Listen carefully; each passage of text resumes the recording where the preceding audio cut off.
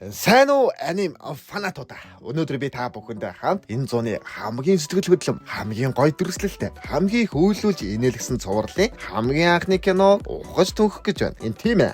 Demon Slayer буюу Жүтрийн ангууд цувралын мөнхийн гал тэрний талаар ярих гэж байна. Довчоор хэлэхэд энэ анги нь сэтгэл зүрхийг хэмлэж ухаан санааг самардагч. Гэхдээ зүгээрээ би та нарт бүхний хөгжилтэй, ойлгомжтой, бас сэтгэлээсээ тайлбарлаж өгнө. Бэлнэ.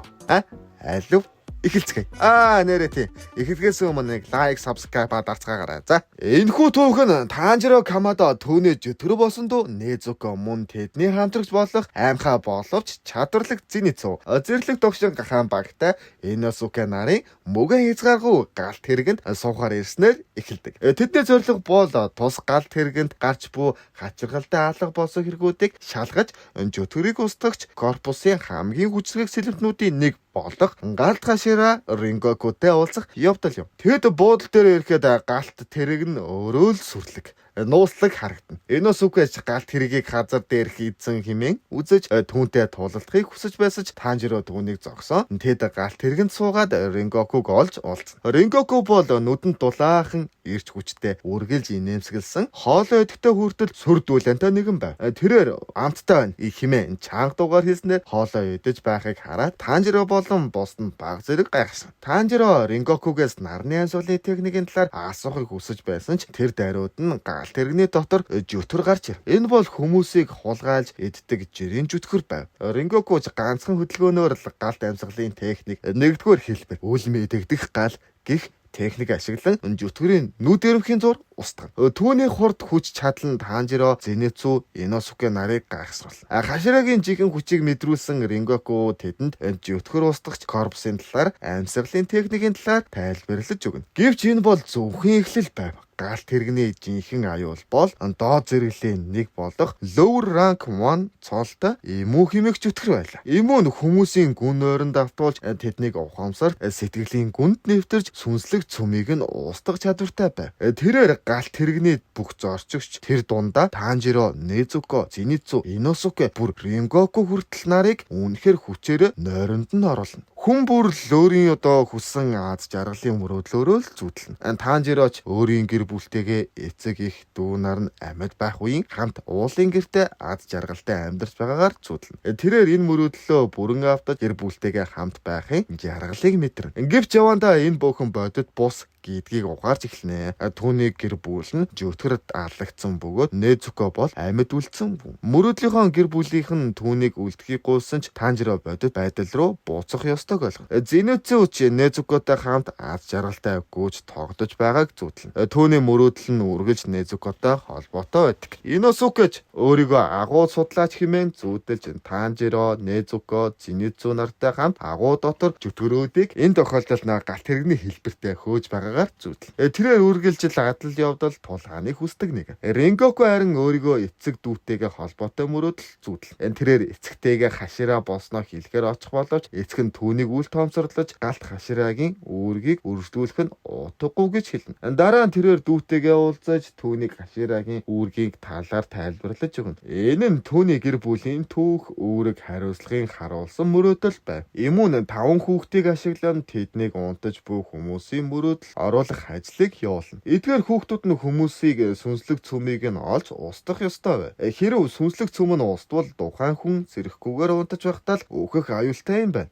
Танжиро мөрөөдөл дотроо энэ бүхэн бодит биш гэдгийг ухаарсныхаа дараа мөрөөдлөөсөө сэрэх арга замыг түүнийг ухамсарын гүнд гэр бүлийнхэн түүнийг үлдэхийг хүсэж байсан ч тэрээр бодит байдал руу буцах ёстойг мэдэж байлаа. Тэрээр мөрөөдөл дотор өөрийгөө эсвэл мөрөөдлийнхөө төгсгөлийг завчих ёстойг ойлгоно. Энэ нь мөрөөдөл доторх амиа хорлолтой адилхан зүйл юм. Анх удаа энэ үйлдэлийг хийхэд маш хэцүү байсан ч Танжиро зориг гарган хийснээр бодит байдал дээр сэрнэ. Сэрснийхаа дараа Танжиро галт тэрэгний дотор аюултай нөхцөл байдлыг хараад хүмүүс бүгд унтаж хүүхдүүд тэдний мөрөөдөл рүү нэвтрхийг оролдож байгааг харна. Танжиро өөрийнх нь мөрөөдөл рүү орох гэж байсан хүүхдийг зогсоо. Гэвч эмүүгийн хүч маш хүчтэй байсан тул Танжиро жүтгэртэй ганцаараа тэмцэж чадахгүй байлаа. Энэ үед Незуко хүн биш жүтгэр учраас эмүүгийн нойрсуулах хүчинд автаагүй байв. Тэрээр ахыгаа болон бусдыг хамгаалахын тулд сэрүүн байлаа. Незуко унтаж буй хүмүүсийг мөрөөдөлтөнд холбож буй олсыг өөрийн цусан чөтгөрийн урлаг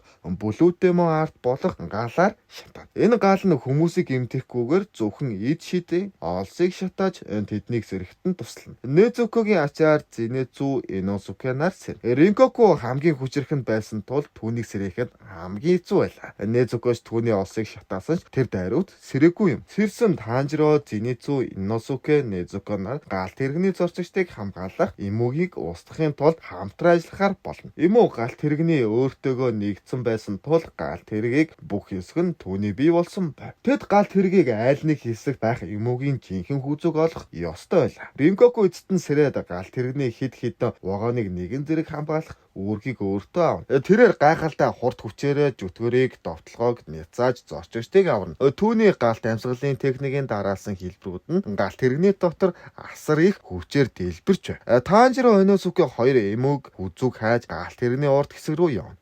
Зинэцү Незуко хоёр бусад вагонд үлдэж унтаж буй зорчигчдыг хамгаална. Незукож унтаж байхдаа л өөрийн жинхэнэ хүчээ ашиглана. Аянган амьсгалын техникээр жүтгэрийн биеийг устгаж Незуко жүтгэрүүдтэй зоригтойгоор тулалдана. Танжиро Иносуке хоёр гаалт тэрэгний урд хэсэг буюу зүтгүүр эмүүгийн жинхэнэ хүзүүн гол бий байгааг олж тогтооно. Тэд эмүүгийн мөрөөдөл үүсгэх хүчийг даван туулж түүний хүзүүг завчих ёстой байлаа. Эмүү тэднийг дахин мөрөөдөлд оруулахыг орлоо. Танжиро өөрийн ухамсарын гүнд дахин орж мөрөөдлөөсөө сэрэх үйлдэлүүдийг хийж энэ удаа илүү хурдан сэрнэ. Эмүүтэй хийсэн эцсийн тулаан эхэлнэ. Танжиро усны амьсгалын техникийг ашиглан эмүүгийн биеийг завчихыг оролдох боловч эмүүгийн бие нь галт хэрэгтэй нэгдсэн тул асар том устгахад хэцүү байлаа. Иносуке аратны амьсгалын техникээрээ дусалж эмүүгийн биеийг үсүүтгэн Танжиро эмүүгийн хүзүүг олж түүнийг нэгмөсөн устгахын тулд хичээнэ. Эмүү түүнийг сэтгэл санааны хувьд ч дарахын тулд гэр бүл бүхий л талаар мууг хэлж мөрөөдөлд үүсэх хүчээ ашиглана. Гэвч Танжиро түүнийг үл тоомсорлож усны амьсгалын техникийн 10 дугаар хэлбэр урсгалын эргүүлэх хэмээн техникийг ашиглан эмүүгийн хүзүүг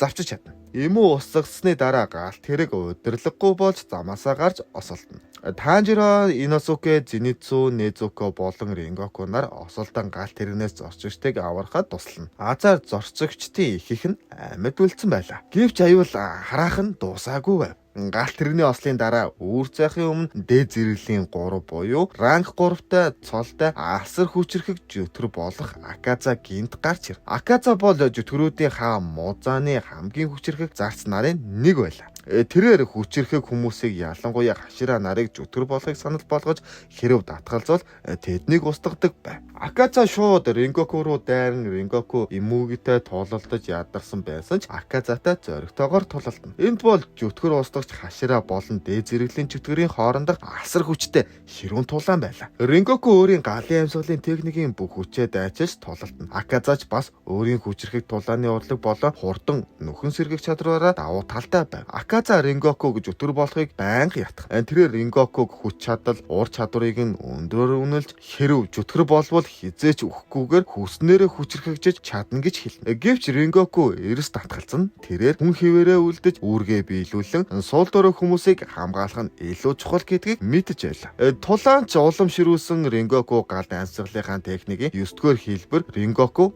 дүлийн орон хэмээн хамгийн хүчрхэг техникийг ашиглан Аказа руу дайрна. Энэ техник нь асар их хүчтэй байсан ч Аказа түүнийг арилтыг няцааж чадаж Аказа хариуд нь Рингокугийн хэвлийг гараараа зохиж өвглийн шарах үсэг. Рингоку хүнд шарах авсан ч Аказаг зогсоохын тулд бүх хүчээ шавхан түүнийг барь. Тэрээр Аказаг үүр цайтал байж байгаад наранд шатаахыг хичээнэ.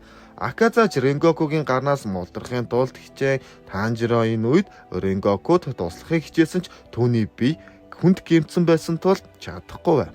Үүр цайж эхлэхэд нарны гэрэл Аказаг шатааж эхлэн Аказа нарнаас зүхтаахын тулд Рингокугийн гарнаас хүчээр мултарч ойруу зүхтэн. Танжиро Аказагийн араас зүхтааж байна уу? Жүтгэр устгагч биш таал зүхтааж байна хэмээн орилно. Танжиро Аказа руу сэлмээс шидэд Рингоку газар унаж үхлийн шархнасаа болж амьсгалаа хурааж эхэлнэ. Танжиро Зинэцү Иносуке нар Рингоку дээр гүн очин тэдний нүдэнд нулимс сэлэгнэн Рингоку сүүлийн мөчүүдтэй Танжиротой ярилцсан. Тэрээр Танжирогийн ээжтэй ярилцаж байсан зүүднийхэн талаар дурдж түүнийг болон бусдыг урамшуулан тэрээр хөгшин эцэг минь зөв байсан ч бай, буруу байсан ч бай, чи цээжээ дэлдээд амьдрах ёстой. Өөрийнхөө сул талыг бүйтөө. Цээжээ дэлдээд урагшил. Зүрхэндээ галтай байх хэмээн хэл. Рингоку мөн Танжирогийн дүү Незуко гэж өтгөр устгагч багийн гишүүн хэмээн хүлээн зөвшөөрснөө хэлнэ. Тэрээр Танжирогийн аав нарны амьсгалын техник Кагурагийн талаар мэдэхгүй Танжиро өөрийн замаар олох ёстой гэдгийг хэлнэ. Рингоку амьсгалаа хураахад түүний сүнс тэнгэр дүүрдэгдэж түүний ээжийн дүртэй уулзаж ээж нь түүнд чи сайн хийсэн хүмүүс хэмээн хэлнэ. Танжиро Зинэцу Иносукянаар Рингокуг өхөл үнэмэгнэлж тэдүүлж хашира ялангуяа Танжиро Аказаг зугцанд маш их хурлаж өөрийгөө хүчгүй байсанд харамсна. Гэвч Рингокугийн сүүлчийн үгс тэдэнд урам зориг өгөн тэд Рингокугийн хүсэл зорилгоор өвлөж авч илүү хүчрхэгжиж бусдыг хамгаалахын тулд хүчээрээ шийднэ. Энэ үйл явдал нь Танжиро болон түүний найз нарт